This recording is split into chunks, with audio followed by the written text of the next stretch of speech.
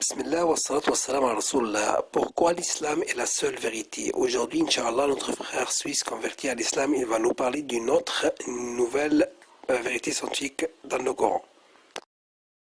Au nom de Dieu, le tout clément, le tout miséricordieux. Les étapes de la création de l'embryon. Allah exalté soit-il dit dans son livre: qu'avez-vous à ne pas vénérer Allah comme il se doit, alors qu'il vous a créé par phases successives. Sourate Noé, versets 13 et 14. Vérité scientifique. La première personne à étudier les embryons de poulet à l'aide d'une lentille simple fut Harvey, et ce en 1651. Il étudia aussi les embryons de daim. Vu la difficulté de visionner les premières étapes de la grossesse, il soutint que les embryons ne sont que des sécrétions utérines.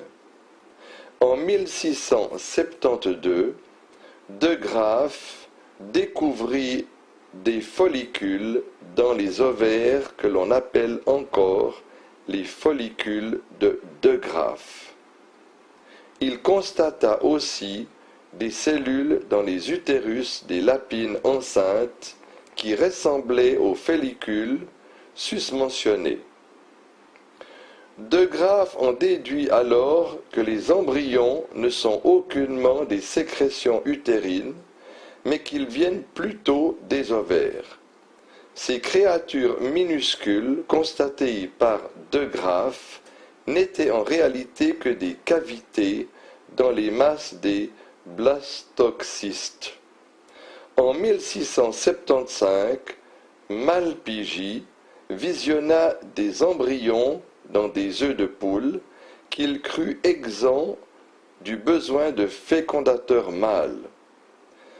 Il crut que ces embryons étaient des êtres en miniature qui croissent et qui n'évoluent point suivant des étapes. En utilisant un microscope qui était beaucoup plus performant, Hamn et Leeuwenhoek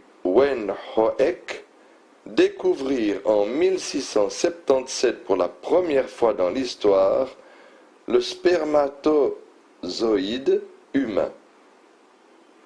Mais ils ne comprirent le rôle réel du spermatozoïde dans la procréation. Ils crurent aussi que le spermatozoïde était constitué d'un être humain en miniature qui croît dans l'utérus sans passer au préalable par d'autres étapes de la création. En 1759, Wolff supposa l'évolution de l'embryon de masse primitives qui n'ont pas encore la formation de l'être complet. Vers 1775, l'on clôt le débat autour de l'hypothèse de la création entière initialement, et l'unanimité finit par s'établir sur la création par étapes.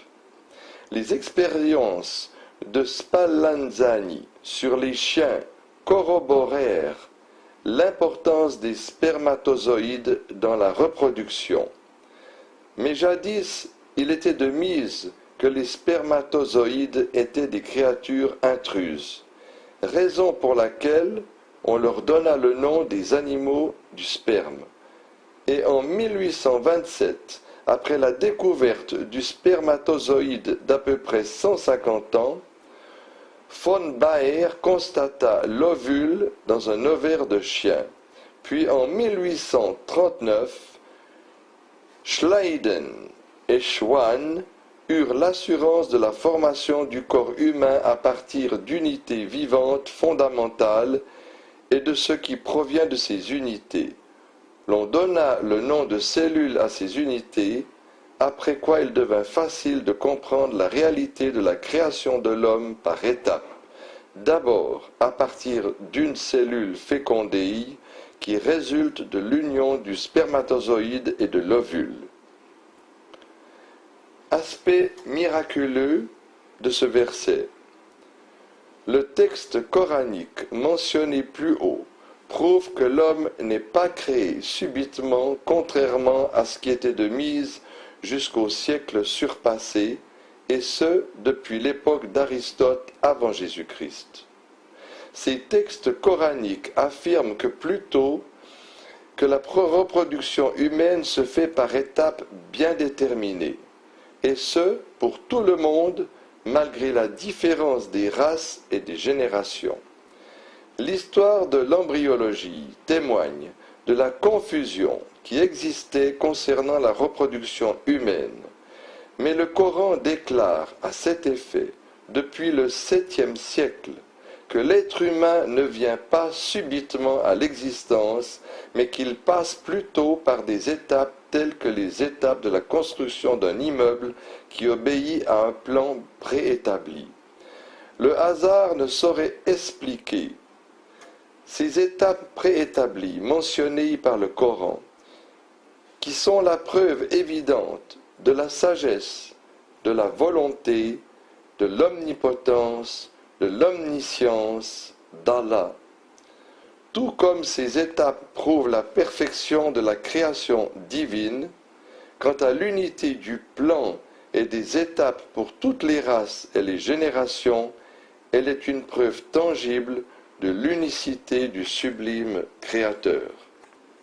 أشهد أن محمد رسول